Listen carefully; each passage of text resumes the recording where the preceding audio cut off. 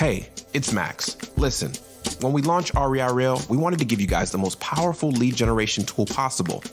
And frankly, we did that. Our engineers created something that has never been seen before. The ability to get secret information about your prospect spoon-fed to you instantly. Before your phone rings, we give you the data you need to establish credibility and trust with that caller.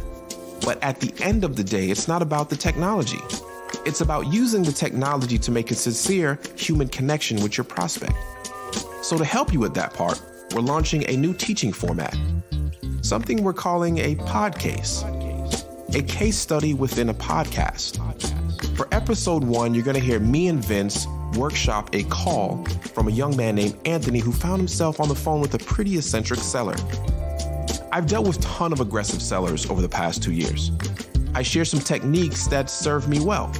And so you know, Vince has spent the bulk of his career in big Wall Street firms, negotiating and closing multi-million-dollar deals day in and day out. He's logged thousands of hours on the phone. There's a ton of great nuggets in this session, but here are some key lessons we want you to take away. Number 1 is how to establish authority without being pushy. Number 2 is how to keep the door open on a deal when you encounter a situation you're not familiar with. Number 3, what keywords and phrases to listen to spot a subject to financing opportunity. So let's get started. This is the REI Rail PODCASE Season 1, Episode 1, The One That Got Away. Oh yeah, man, you're late. An investor gave me some money and it's a done deal. That's the voice of Jimmy, a homeowner in Fort Worth, Texas, who was facing imminent foreclosure. We won't use his last name for privacy reasons. Hey, Jimmy, what's up? He's talking to Anthony Lee, a new wholesaler and a member of REI Rail. It's just a few days after the top of the new year, and Anthony has called Jimmy to follow up on a conversation they had right before the holidays. This is their second time speaking on the phone, and it starts with Jimmy delivering that kick to the gut. 2 weeks ago, during that first interaction, these two spoke for more than half an hour. They seemed to really hit it off. Most people are pretty shocked, what? How'd you do that? They share some laughs. Jimmy, boy, you got approved. Jimmy even tells Anthony about a passion project he's working on.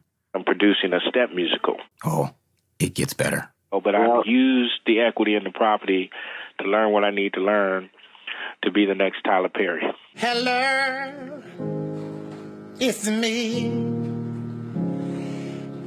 But despite the laughs, they did not end up doing business together. We wanted to know why. We also wanted to arm Anthony with a kind of toolkit to help keep this from happening again. So Max and I sat down with him to do a playback of both the calls he had with Jimmy. And our hope was that by dissecting the calls with him, we could help him to hear some things that he might have missed in the moment. This entire business revolves around the phone. This is a contact sport, meaning the more people you contact, the better you'll do. Play the numbers. See? If you're listening to this, you already know Max's story and just how important consistent phone marketing has been in helping to explode his wholesaling business. As for me, I'm Vince Harris, one of the co-founders here at REI Rail. And before becoming a real estate investor, I worked in financial services for over a decade. I built a book of business well over $100 million, almost entirely from cold calling. And during that time, I worked with some of the most gifted salespeople in that industry, but every one of them would tell you the talent's not enough.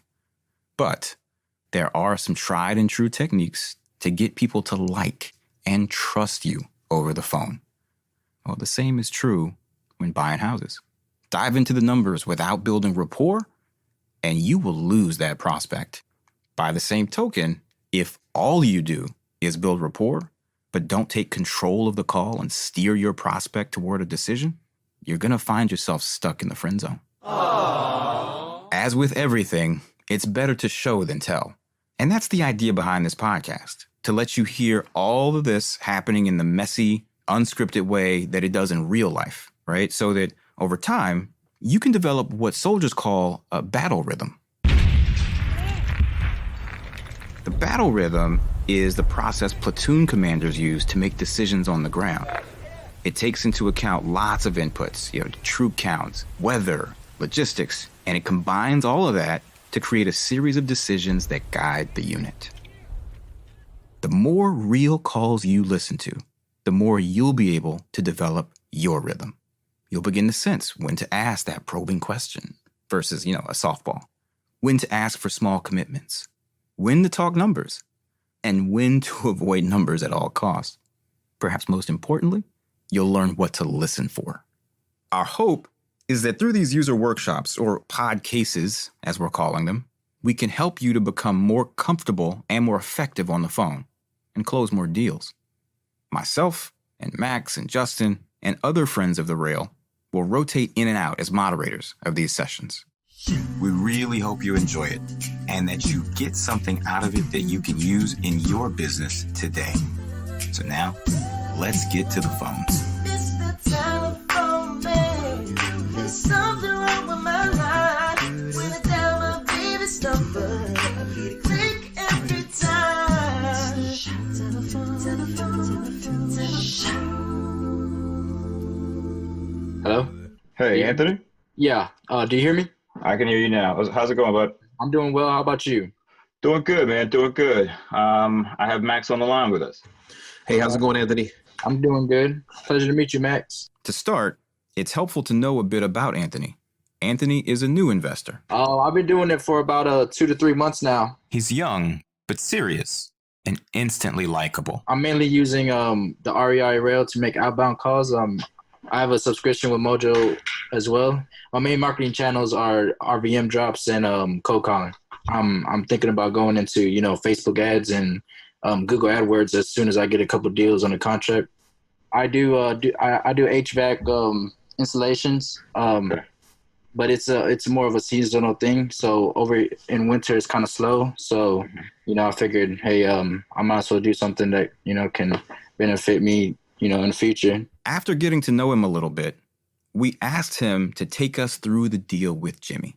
I'll let you describe maybe to Max, maybe the one that got away. I mean, is that fair? Tell us a little bit about generally what happened. All right. I've had a couple of deals similar to this, but this is one of the first ones that, kind of fell through that, they had a mortgage that I had to reinstate, and I just didn't know how to get this deal done, because what I know as far as wholesaling, mainly is just, you give them a price, you put it under contract, and you sell it to a buyer or an investor.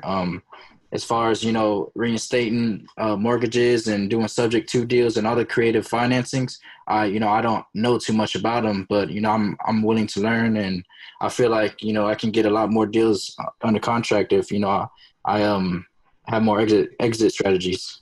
Yeah, absolutely. So let's pop in and listen to this call a little bit, and we'll just treat this like a little bit of a coaching session. Is that okay? Okay, yeah. I was quite new, when I did these calls, so, Listen, I'm not judging you. I'm just going to hear if I hear anything, I'm going to try to help you. Okay, yeah. I am going to start with the call that first hit our radar. This is actually the second call that you had with him, but I'm going to play the first few seconds of it, and then we'll stop and chat a little bit, okay? All right. Hey, Jimmy. What's up? I'm pretty sure we spoke recently, right? You're moving to Georgia. Did you get that house sold at 1605 Queensbrook? Oh yeah, man. You're late. An investor gave me some money, and it's a done deal. Anthony, when you heard him say that, like, what were you thinking you're 30 seconds into the call. What were you thinking when you heard him say that? I was thinking the reason for the call, I was following up to see if he still had it, and, to see if I can do anything for him. But he told me that, and, I was kind of excited that he got it taken care of. But, I felt like I could have done something about it to get that deal instead of having someone else in a position to get that deal. If I knew exactly how to get this deal in the contract and the steps to go about, really getting this deal. We're listening to the second call, but when was the first call? I think it was like 2 weeks. It was right before Christmas, I think, that first call. And this one was right after the New Year. So had you planned to give him 2 weeks? Was that part of the arrangement, or did it just kind of slip your mind? Or Yeah, I mean, it just kind of slipped my mind. I just wanted to go ahead and do some follow-up calls that day and see how everything was going as far as all of my leads. I typically, follow up within like a week or two. I try to keep it close to keep them, keep me on their mind. So, whenever they're ready to sell, I could be that guy. Max, what's your general thinking, best practice on follow-up and time between touches and stuff like that? So first, Anthony, I'm going to commend you for actually following up. A lot of people don't follow up. So that's good that you actually did that. Depending on the first conversation that you had, which I haven't heard yet, it depends how rapidly we actually follow up. Sometimes it is a week and sometimes it is 2 weeks, but depending on the first phone call, it could be 2 days or 24 hours. So without knowing that, I can't really say exactly what your phone call was like or when you should have followed up, but at least you did follow it up. And it seems like he may, just from that first 30 seconds, he may have been unsatisfied with your answer in the first call to still seek help from another investor or entertain another investor. Yeah, I understand. Cause if you would listen to the first call, he came off pretty aggressive at the start of the conversation. So I don't know if he had bad experiences with other, wholesaler or investors before, but, I was trying my best. I told him I was trying my best to help him out. And this following call, it seems like, he got everything taken care of. So I was kind of, commending him for it and, saying, hey, I'm glad you got everything taken care of. And, if there's anything I can help you with, just feel free to give me a call. That's important. That's important that you congratulate him because you're just trying to solve a problem and this problem did get solved. At this point, we all decide it's time to go back and listen to call number 1. The reason for the call, Jimmy, is because I wanted to see if you would ever consider selling your property. I'm not sure. Oh, yeah, absolutely. So in that first call, it sounds like in just the first few seconds, he says, yeah, I'm absolutely open to selling my house, right? Yeah, I mean, at the time, I didn't expect anything of it, but now that I'm listening to the call, it seemed like it was quite urgent. So, he seemed like on the phone, like he really wanted to sell quickly. I didn't even have to get his address from it. I just said, would you ever consider selling? He just right off the bat said, yeah, I want to sell. I didn't read that at first, but, now that we're going back over the call, I'm kind of picking up on it. And now that I have more experience being on the phone and, kind of listening to what sellers are looking at, what's the reactions of sellers. And this was Jimmy Podcase? No, Jimmy. Okay, Jimmy, I got that. And it was at 1604 Queensbrook Court, right? Yeah, yep, that's right. Okay, do you mind if I ask you some questions about the property? No, go right ahead. All right, so what's the general condition of the property? Oh, it's good. It's a great property. It's in a cul-de-sac, 3x2, 1,439 square feet. It's in Fort Worth, Tarrant County, between Everman and Burleson. And it's 9 years old, needs new carpet or a different type of flooring. Okay. And maybe some paint. And, as far as the other condition, as far as wear and tear, just minor. I've been just some minor repairs. So it just basically has some wear and tear from just you living. Yeah, just from 9 years. That's all. Okay. It's only been me, and I've never married, no kids. Okay, so it was only you just living in the property for the whole night. Pretty much. Okay. So if I was to buy the property, would I need to pay off in taxes, liens, or your mortgage? Okay, so I'm gonna stop right there real quick because you got him talking, which sounds really good, man. What were you thinking in your head? Did you have maybe I should back up. Did you have a goal going into this call? Did you say, I'm going to really push for an appointment? This is a property I've researched really diligently and maybe it's a rehab. Like, what were your goals coming into this call? My initial goal with the call, was to get an appointment because this is when I was first starting out. So I wasn't quite comfortable on the phone, and I barely had people answering. So as soon as he answered, I was really excited and nervous. So I was trying to get all my pre-qualifying questions out and kind of see if I can get an appointment and how I can help him out of his situation. When you get somebody talking, which what I tell my callers in the office and the ones that I have remotely, when somebody is talking, and I look at my call recording and I can tell which side is speaking the most. And I actually want the seller speaking more than I have my salesperson speaking, because the more they are talking, the more they're giving away. So anytime you have a seller on the phone and they're speaking, don't interrupt them. Let them speak till their mouth is dry, because they might tell you something and you might listen and hear one thing that can spark the next thing. What I usually do when I'm on the phone and somebody's going on like that, I'm preparing my next question as I am getting these feedback from them live. And then I prepare my next question to then get them to ramble again, because they start divulging information. So never try to stop a seller to get your next question in there, because you might have just stopped them from telling you something very critical. I'm going to pause here a quick second. Max just dropped a major key. When that happens, you'll hear this. Here it is again. So never try to stop a seller to get your next question in there, because you might have just stopped them from telling you something very critical. I think that's spot on, and that key that Max just gave you, that's a little nugget right there. And certainly within REI Rail, you're able to see this. And as you go back and start to, do quality checks on your calls, you can look at that graph, just like he's saying, and you can see who was talking more, me or the prospect. And, our rule of thumb is you really want the prospect talking certainly more than you, but probably 2/3 of the time. You know what I mean? If it's going well, they're talking 2/3 of the time. So I think that's a great point. Okay, so let's listen to a little bit more of it. I did get approved a few years ago for a modification, and they took that amount that I was behind on and put it on the back end. So that would be a lien. So in your position, are you the person with the money, or are you the middle person? Oh no, our hero is called out. Well, That's a yes or no. Holy hell. If you want to. Is it your money or is it someone else's money? Not the money question. Run. Well, here's the thing. I work with investors, so so it's not your money. Defeated but not destroyed. Max, you want to comment there? Yeah. So going into this, listen, this is normal. Believe it or not, you're in the 90 percentile of people starting out in this business that they need to develop their own story. So you need to have a story in mind. These are questions that are very common when in this business. Hey, are you the investor? So have your story ready. The story can be, it depends. I work with a group of investors, so sometimes I buy cash or we buy together. But yes, it's going to be money that I am either from me directly or something I'm responsible for.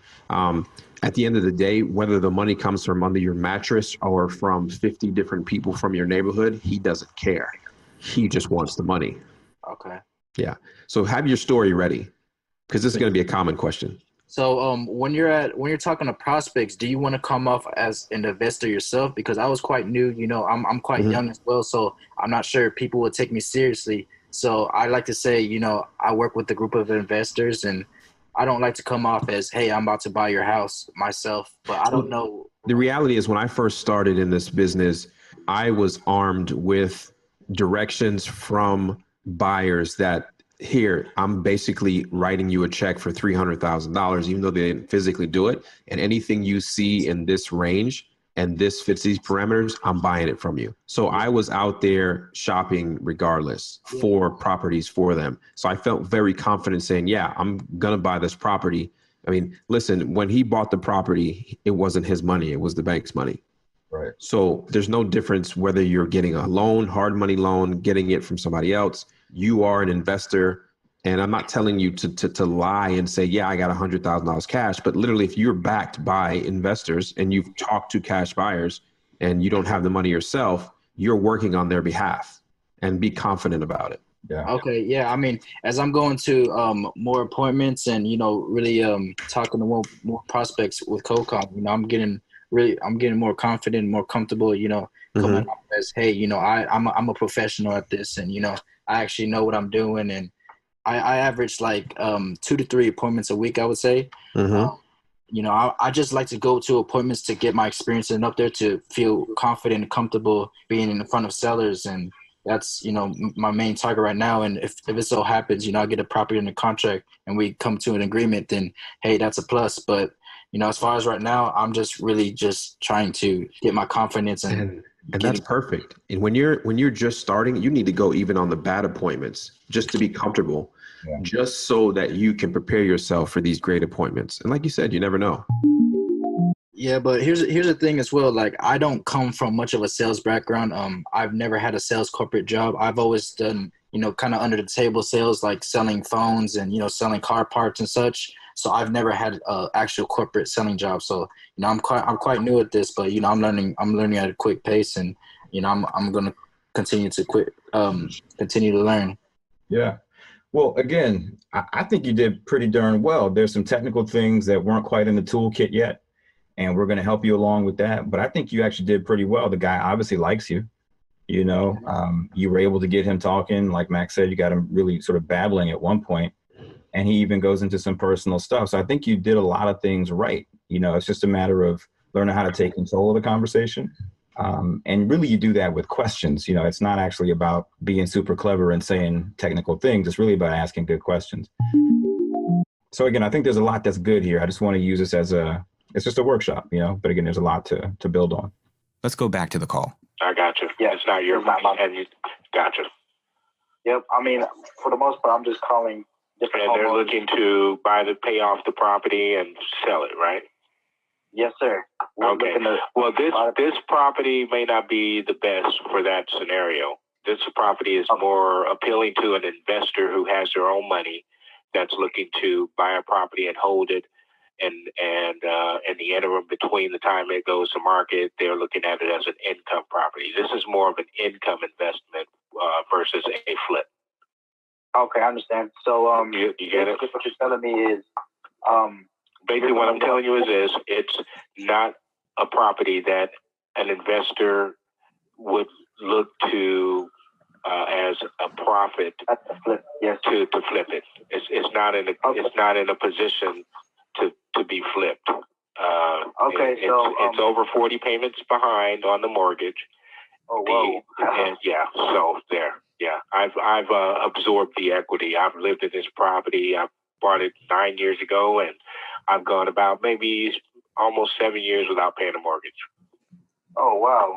Yeah, I'm smart. I'm surprised you got that far. I'm smart. I'm an alpha. I read. All right, so I'm going to stop it right there. There's a lot in that last little section. Max, you want to take a crack at just sort of addressing some things? Wow. So those type of personalities, you're going to have to, he identified himself as an alpha that's smart. Yeah. It's probably the opposite. But most alphas don't identify themselves as alphas and don't brag about how smart they are. So what I'm saying is he just gave you a bunch of pain points of what happening. And one thing I would do is don't act shocked when somebody does that, because it's almost like a shame thing. Mm-hmm. And you just, and just say, okay, well, that's kind of actually common, and make them feel like they're part of the general public. People like to be a part of something, and move forward with the conversation. So explain to me, you're 40 payments behind. Where does that really put you in the mortgage? Do you owe more than the property's worth? Do you think? And then that conversation can keep going. But you're doing everything pretty good. I would just say don't act shocked when they tell you that stuff, because it almost put him in a defensive type of posture. Yeah. Okay. Yeah. He was really aggressive, and yeah, I see what you're saying. I feel like he kind of was smelling me out, like that I'm new at this, and mm-hmm. I don't know. So two quick things. Number one, when people self-identify that way, take it for what it's worth. It's worth a lot. Number one, it's probably not as much the case as they're saying. So somebody who says, I'm smart, maybe they are, but more than likely, that is something that is part of their own identity. It's important to them to be seen as smart. Who knows how this guy has done in life and education and business and whatever. We don't know if he's smart or not. But people who say that, we know that this is something that's important to him. It's an identity thing. So the most important fact for you is to play into it.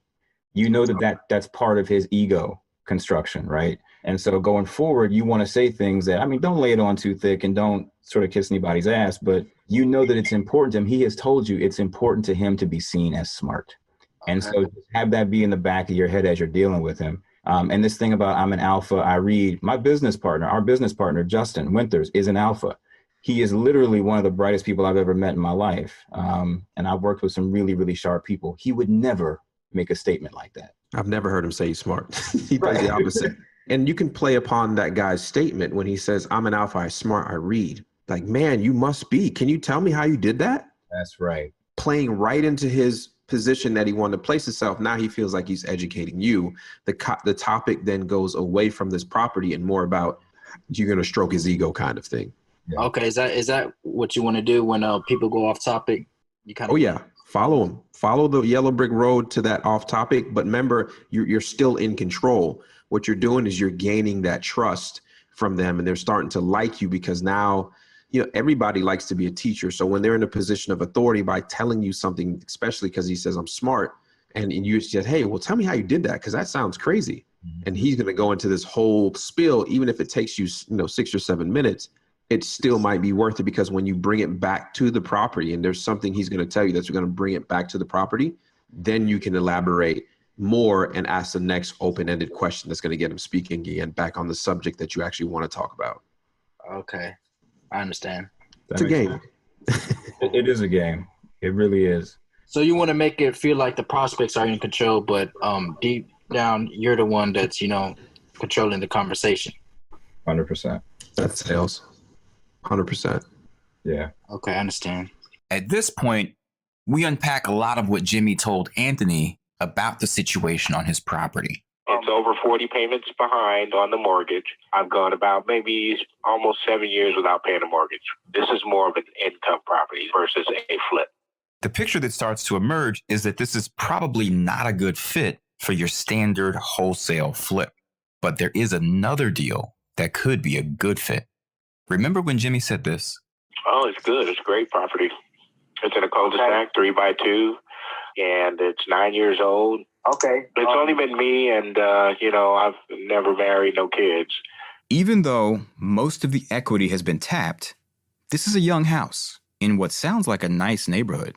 Repairs sound very modest.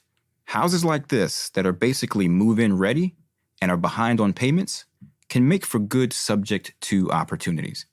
We spend several minutes talking about how a sub-2 might apply. Now, for those that aren't familiar with how sub-2s work, and in the interest of time, here's 30 seconds on the topic from one of the godfathers of the creative real estate game, Mr. Ron LeGrand. There are only two ways for you to take over a debt. You can assume the loan, or you can take it over what we call subject to. When you assume the loan, that means you got to make an application to the bank, qualify and get approved, and accept the liability for the debt. That would be a no-no, absolute no-no. Subject to means we're buying the house subject to the underlying debt. Loan stays in seller's name.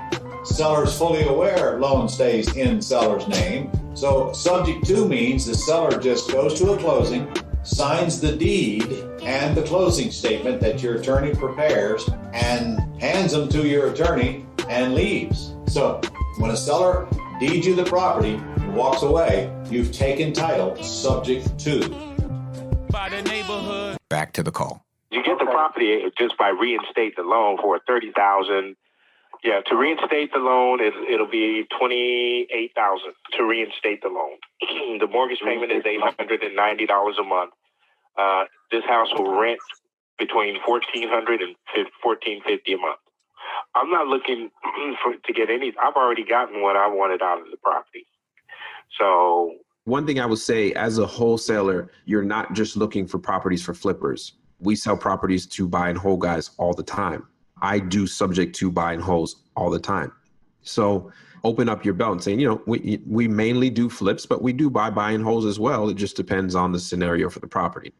He's telling you that, I don't think you took the hint, but he's telling you, look, I don't really want anything for this property. I just kind of want to walk away from it. And it should have keyed on and said, well, listen, we can probably work something out. So let's get together and let's figure this out as we speak face to face. Me being new, my whole target is to get properties under contract and flip it to an investor. When he mentioned that I had to reinstate the mortgage, that's when my mind went kind of blank. Like, I don't have the cash to reinstate that mortgage. How am I going to do that? And me being new, I don't have, such a big of a cash buyer to where, and I can be another investor to this deal. Yeah. And see, that's the important thing. And it's just, listen, all of my first year, I didn't know anything about subject twos and reinstatements. So if you want to go down that path of just doing those traditional flips, you are 100% right. In a competitive market, you got to start educating yourself and adding new tools to your tool belt. You can pass down a contract where there's a reinstatement clause in it. Anything is wholesalable, not just the actual property ready for a flip. So, and that's, we can go into details that at a later time, but just know there's options. Just know that don't say, I can't do anything for you. We need to move forward and see what else I can do. I understand what your scenario is, what the perfect outcome is for you. Let's meet face to face, or let's have another phone call conversation tomorrow. Because immediately what you maybe should have done there is say, listen, I maybe can help you out. Can we set a time to speak again tomorrow? Dump this whole scenario on a more experienced investor and split whatever comes out there 50-50. I think that's spot on. The other thing that I really sort of keyed in on in that section is don't assume what the definition of motivation is. Right? A lot of people in this business think that a motivated seller means a down and outer. And that's just not true. In fact, it's pretty far from true. People have lots of different reasons for wanting or even needing to sell a house. I have bought houses from people for not very much money who were doing just fine, not wealthy by any stretch, but they were doing just fine. They weren't necessarily down and outers. They just wanted out. Yeah. I just made $60,000 on a sub-2 deal where they weren't behind on the mortgage. They never missed a payment. They just built another house, I think, in the mountains, and they wanted away from this one and the responsibility of not paying the $800 mortgage. Yeah. And I paid it for 3 months and made $60,000. Yeah. I mean, that's a huge hit. I was just telling Max before we got on, I got a sub-2 that I'm doing, young couple. They're doing just fine, but they had moved into the father-in-law's house because he was sick to take care of him. He passed away. She got pregnant almost immediately after that. So they're grieving. They're in a house that's not their own. She's now pregnant. They just want to be done with it. So just don't assume what quote unquote motivated means. Part of what's so great about this prospect, Jimmy, is that he is such a character. I mean, we love the guy. The back half of this first call with Anthony has little to do with the house at all. He starts talking about that musical he's producing.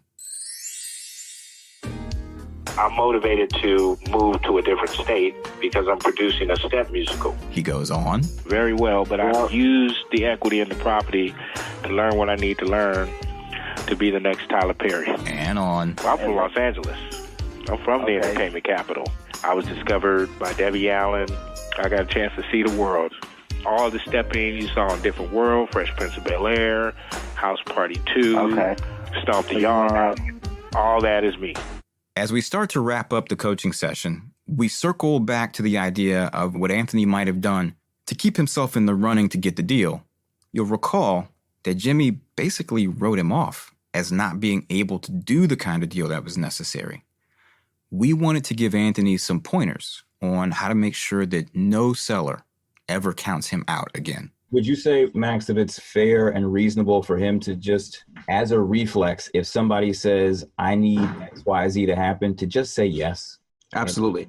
You say yes now, and then you can say no later. Obviously not get it on a contract and then say, oh, I can't perform, but say, yes, I can help you out.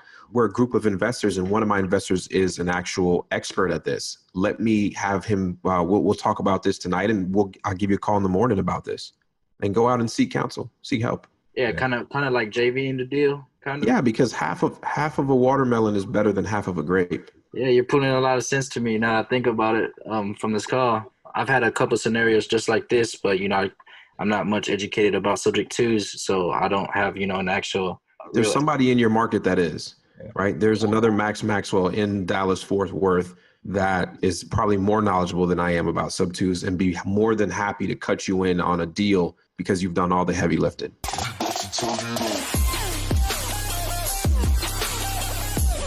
Early in the call, Jimmy hinted at there being other interested investors.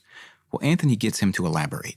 Yeah, they're willing to give me cash and sign everything over. They don't even care about the bank having a lien from doing the modification put everything on the back end. They're okay with that because they've done it before. Okay, well, and that call just came today. I'm like, oh wow, cool. Okay, so you basically have somebody on the line that's willing to... Well, you know, it's like I say, it's yet to be determined. Where they haven't even. I just talked to him a couple hours ago. He's going to come look at the property tomorrow.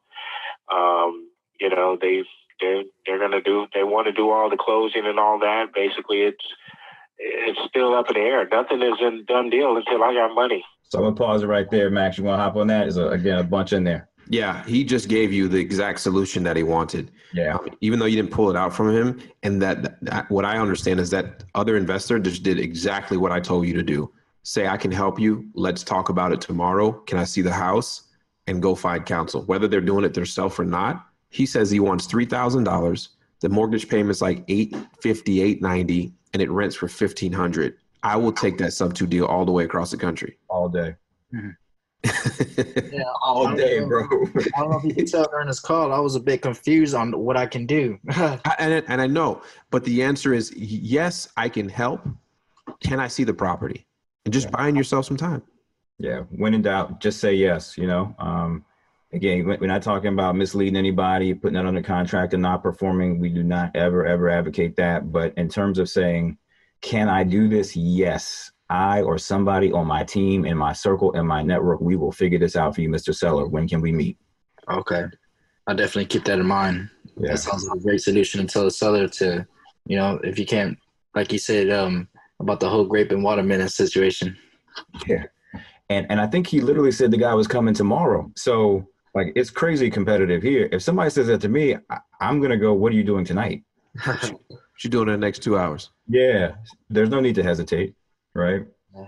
Tell us about what you were, and I know that you were kind of drinking from a fire hose at that point, but what were you thinking? Were you just trying to get your bearings, or were you thinking about the appointment at all? Or were you kind of thinking, you know, this deal is lost? Yeah, I'm thinking, okay, like I said, he's talking about reinstating the loan. So I'm like, I don't have cash to reinstate the loan. Okay, he has an investor coming over, so he's probably taken care of. I was thinking about getting an appointment with him, but I'm also thinking, I don't know how I can help this guy. He wants $3,000. He has a mortgage that needs to be reinstated. I don't have the money to kind of give him anything. So, yeah, it was basically a lost cause for me. I followed up to see if he got it taken care of and to see if, I could still offer him a solution. That was my follow-up call. And he said he got it taken care of. So I congratulated him for it. Yeah, you did everything right. I mean, the only thing you didn't do right is get the appointment. And the reason why you didn't get the appointment is because the lack of knowledge that you feel like you didn't know how to move forward with it. And that's normal. That's normal. So it's not even like you messed up. It's that you know for next time. That's right. Yeah. I think that's exactly it, man. Yep. And the truth is, this is a pretty, and Max, tell me if you disagree. I mean, this is a pretty aberrant call. Most folks do not gush like this in a first call. Yeah, this was a really, really rare call. Like on my typical calls, I have to actually dig it out of them. This guy just straight up said everything you want to know. Laid it all on the table and say, "Can you help me with this situation?" Yeah, I'm saying, "Oh man, I don't know how to help this guy out of this situation."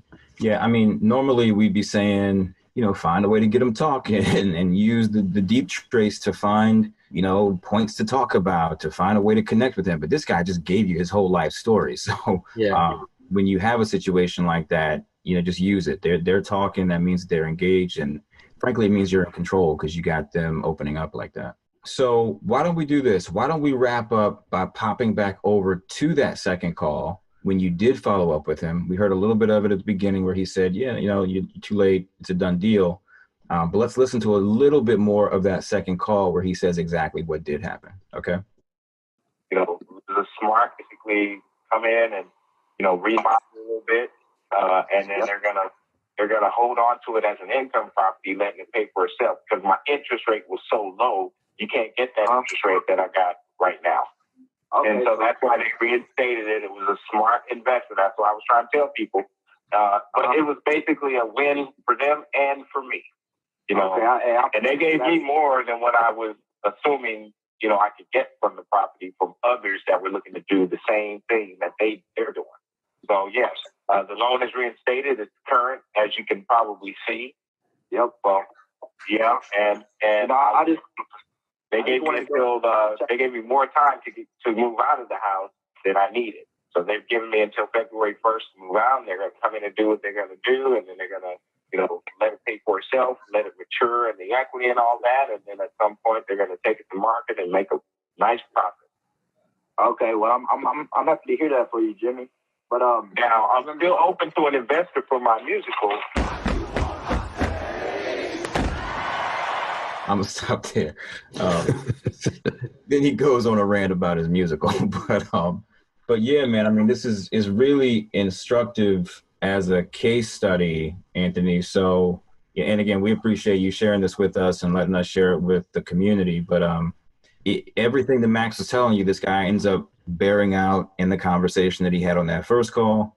And then literally 2 weeks later, when you call him back to check in, he did everything that we discussed. The guys came in, gave him a little bit of cash, $3,000, gave him a little bit of time to move out. And then they put a renter in there, or, I guess they put somebody who was a buyer in there, and they did a classic sub-2 deal. So, again, you rarely see them so neatly buttoned up like this, but it's a really great case study. And I think a lot of folks are going to get a lot out of this and learn a lot from, and yourself as well. You're going to be armed much, much better for the next time you come across a situation like this. Yeah, he seemed like he was really satisfied with the outcome. And I felt like, if I had if I knew what I was doing more, and I knew how to get him out the situation, then hey, that could have been me. We wrapped up with some closing comments and kudos for Anthony. I'm going to say you did a good job, man, to be on the job for a couple weeks or a couple months before you got this call. So give yourself a pat on the back for actually picking up the phone and being able to speak to people beyond even feeling uncomfortable. Your next phone call could be your break. Yeah, I appreciate it, Max. You're a big inspiration. Thank you, man. Thank you for the support. So that was it. We wrapped up the session by reviewing the skills that got covered.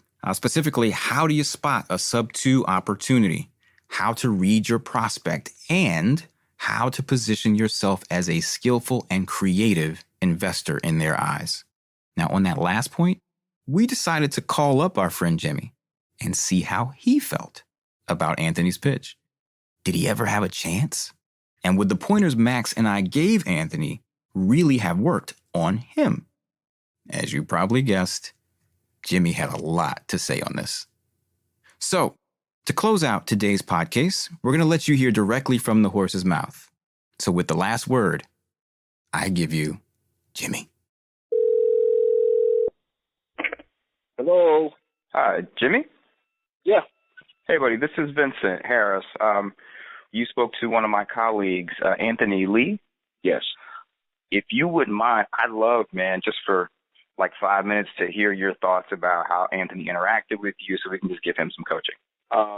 Anthony asks all the right questions, and I've dealt with several people in the same position as Anthony as far as their job function or them being kind of the intermediary between the investor with the actual capital and the actual homeowner.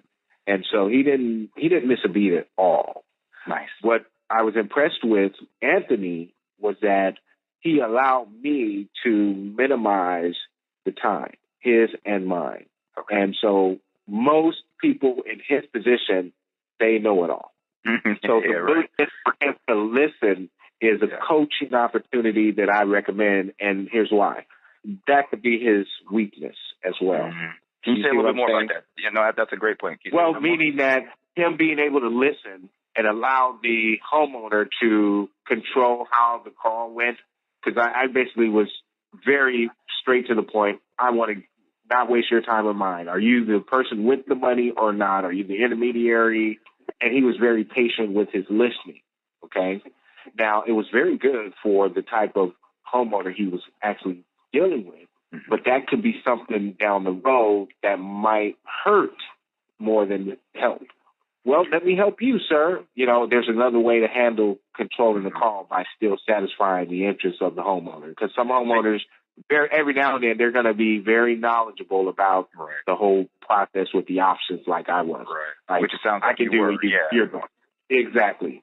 Right. And so it's one thing to go ahead and let that homeowner control the call, or you can let the homeowner think they're controlling the call. For more information on the topics covered today, check the show notes, which will be in the Facebook group. And if you'd like to be part of one of our podcases and have one or more of your calls workshopped with the REI Rail team, send a note to podcases@reirail.com.